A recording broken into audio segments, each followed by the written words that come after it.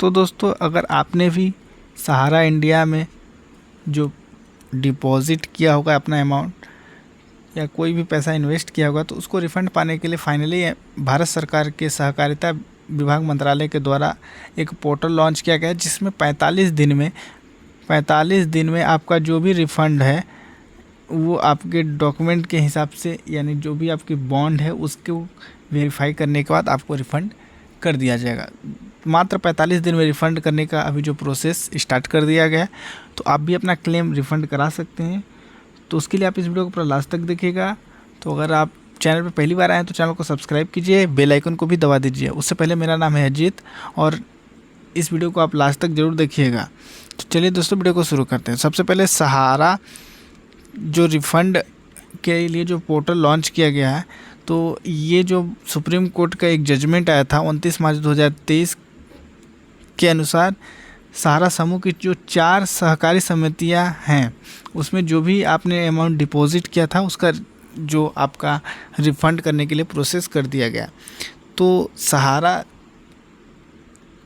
India में अगर आपने भी कोई अमाउंट डिपॉजिट किया था तो उसके लिए एक पोर्टल लॉन्च किया गया है जिसका नाम है CRCS सहारा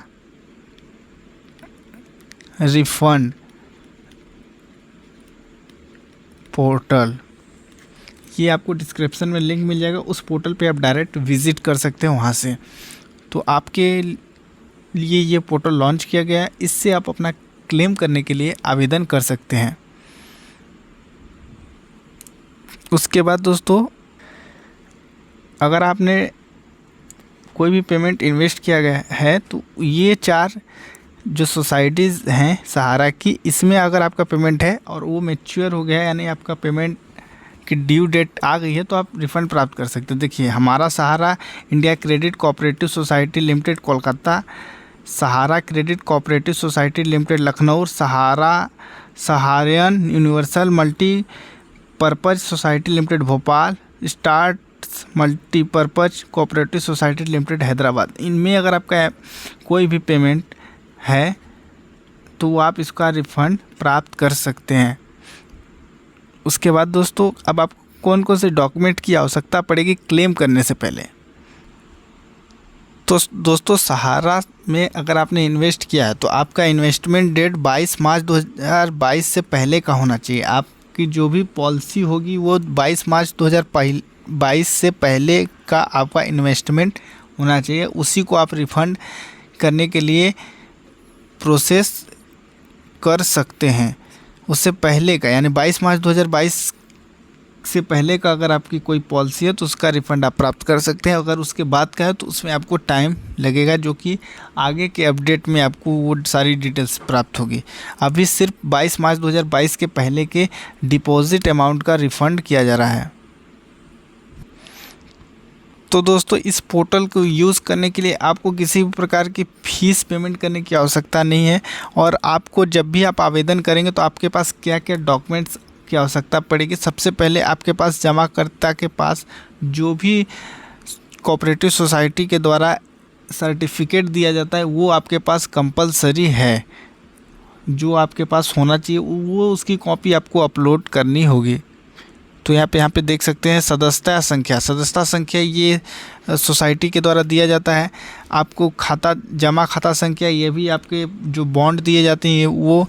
आधार कार्ड में आपका एक मोबाइल नंबर लिंक ज़रूर होना चाहिए। उसके बाद जो जमा प्रमाण पत्र जिसको कहते हैं डिपॉजिट स्लिप वो होना चाहिए। उसके बाद अगर आपके कोई भी जो आपने डिपॉजिट किया है वो अमाउंट 50,000 से ऊपर का है तो आपके पास पैन कार्ड होना कंपलसरी है।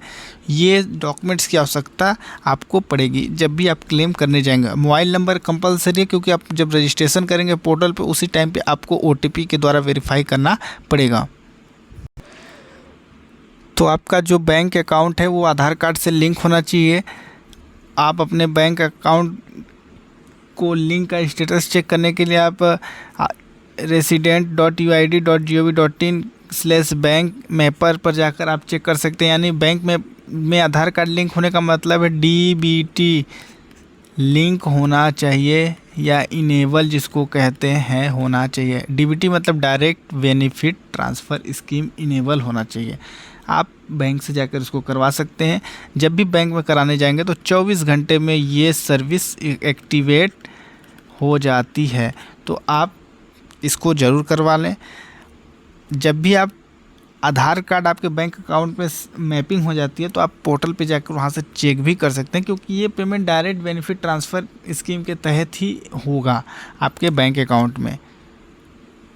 अगर नहीं लिंक है तो संबंधित बैंक में जाएं, एक फॉर्म फिलअप करें, आधार कार्ड की एक कॉपी अटैच करें, उसके बाद आप बैंक में सबमिट कर दें, आपका प्रोसेस हो जाएगा। 24 घंटे में ऑटोमेटिक आपके बैंक अकाउंट से आपका आधार कार्ड लिंक हो जाएगा।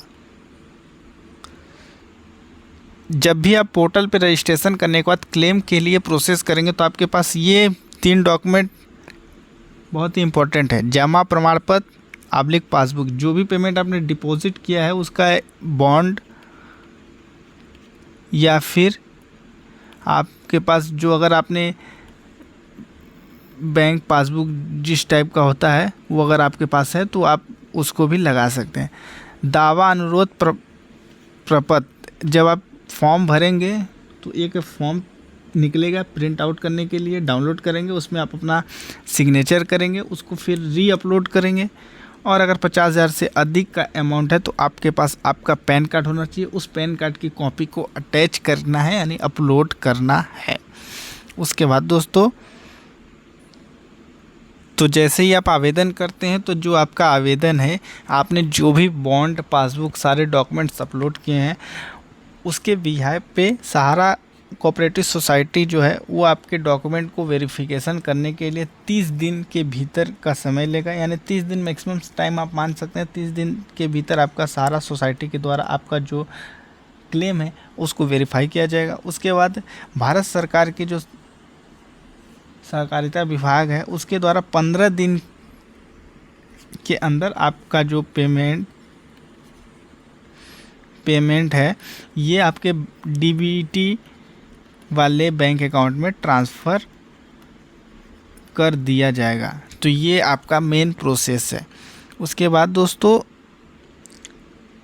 आप जब क्लेम करेंगे तो उसकी सारी डिटेल्स आपको आपके रजिस्टर्ड मोबाइल नंबर पे या ईमेल आईडी के माध्यम से मैसेज प्राप्त होगा कि आपका जो क्लेम है वो एक्सेप्ट हुआ है या फिर रिजेक्ट हुआ है।